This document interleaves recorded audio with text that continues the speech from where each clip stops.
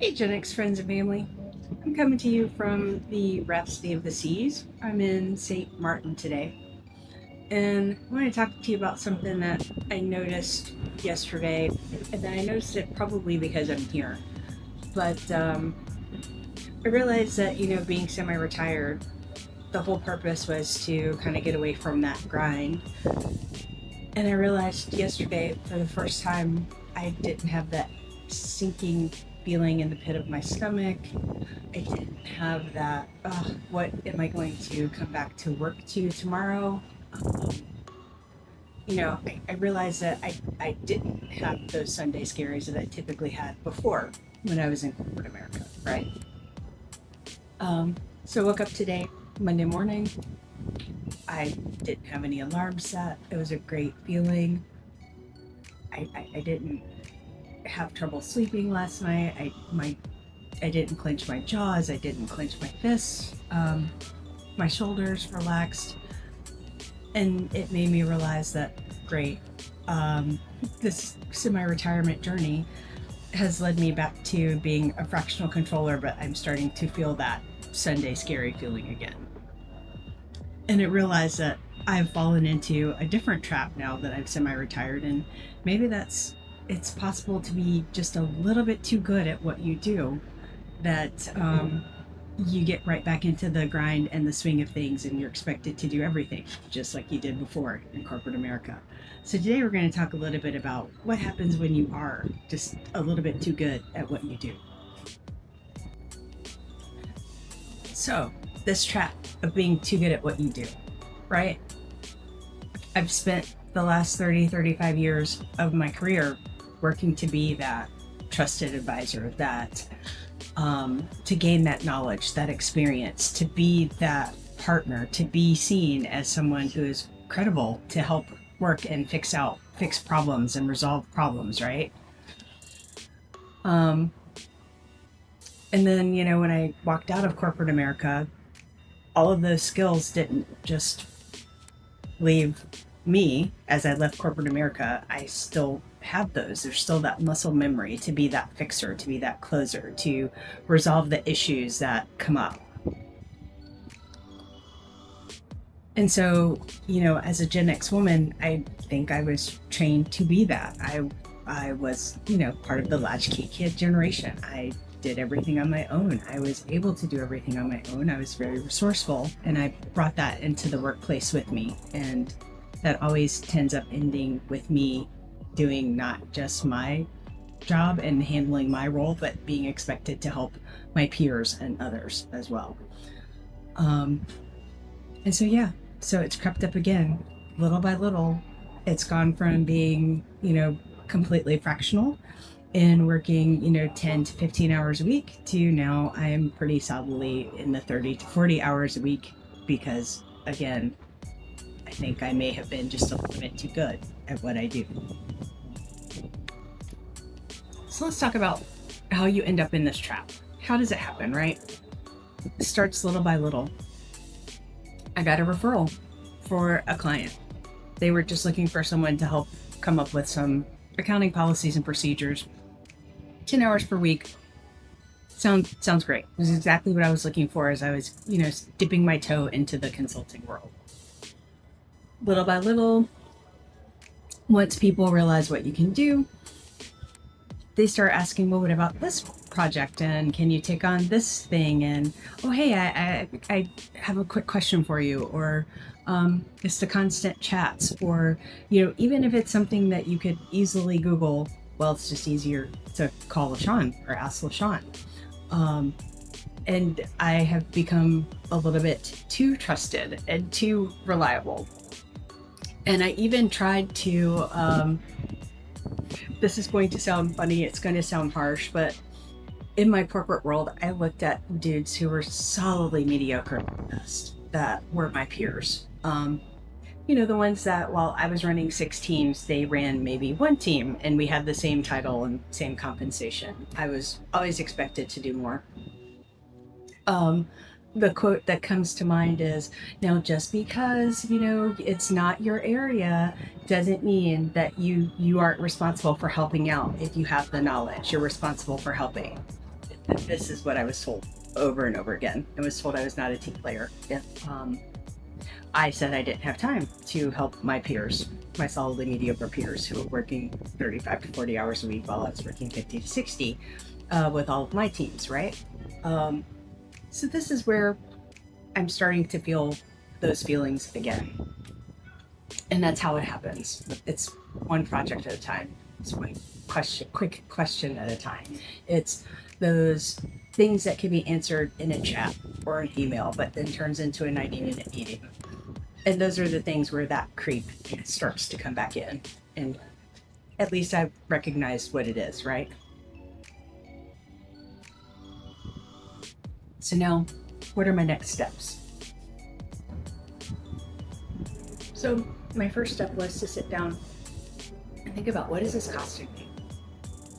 So being semi-retired for me, I wanted to do something to still keep my brain sharp, to still bring in a little bit of income. And for me, I'm honestly looking for ways to subsidize my life as I work towards becoming a slow traveler full time, as I work towards becoming a nomadic person who moves from country to country, just seeing the world and determining where I want to retire permanently and full time, right? So that's what this engagement was supposed to be about. It was just bringing in some extra money just while I'm working on getting the house sold, getting the house, doing some minor repairs, things like that.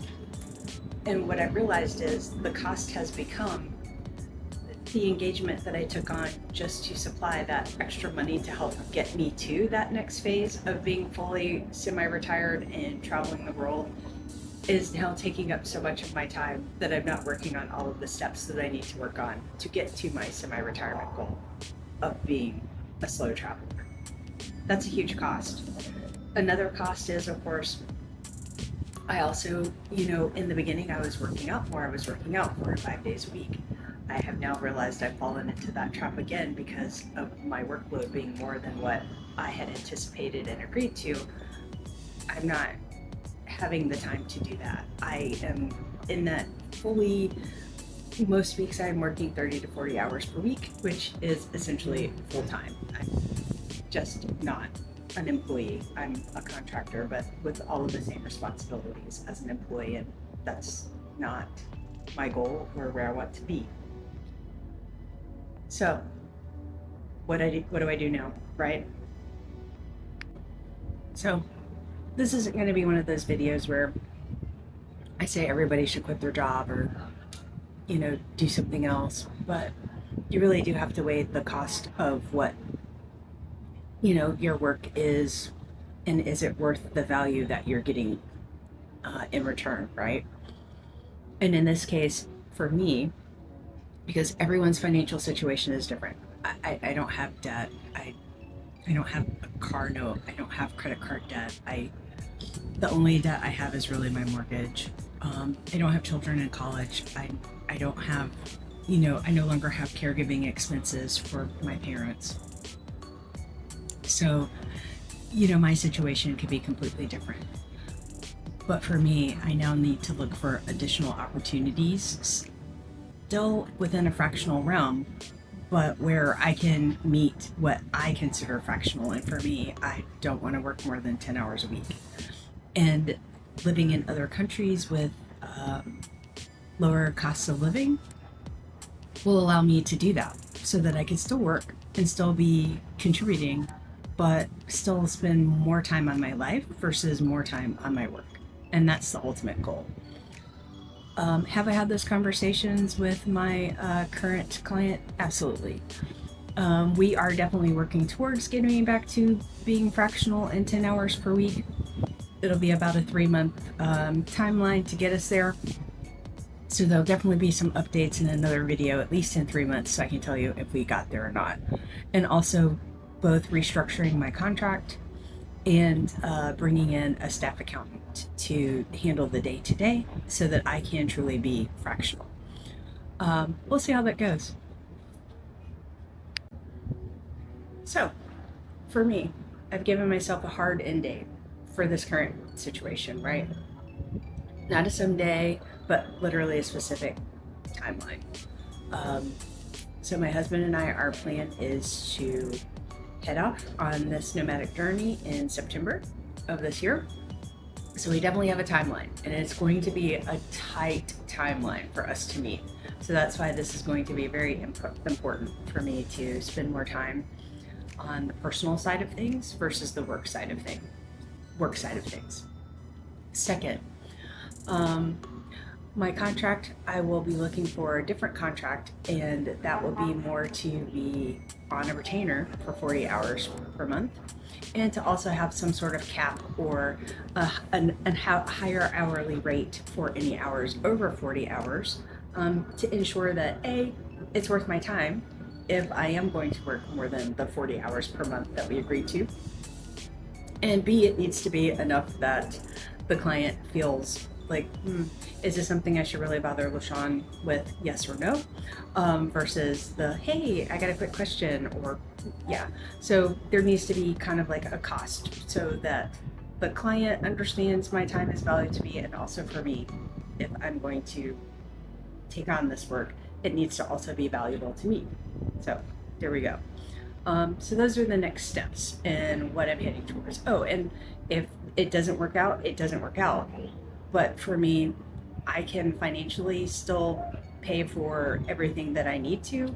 And I can also look for other fractional gigs. So it'll be easier for me to walk away. So again, I understand everybody's situation is different. Everyone won't be able to do that, but at least take a look at what your current role may be costing you, and is that cost worth it? So in closing, I'd love to say I'm standing on top of a mountaintop and I've got this all figured out, but I don't. I'm still in the middle of all of this. I'm still trying to climb up that mountain, to be honest. But at least, I've laid out a plan, got a timeline, September, got a plan to move to being fully fractional, changing my contract to be more of a retainer style, and an hourly rate above that for anything above our agreed upon hours, a higher hourly rate for anything above those agreed upon hours, and getting together in the next steps. So if you guys are interested in seeing how that turns out, please check in. There will definitely be more videos. And thanks for watching. This has been Semi-Retired Kind of Life with LaShawn. Thanks.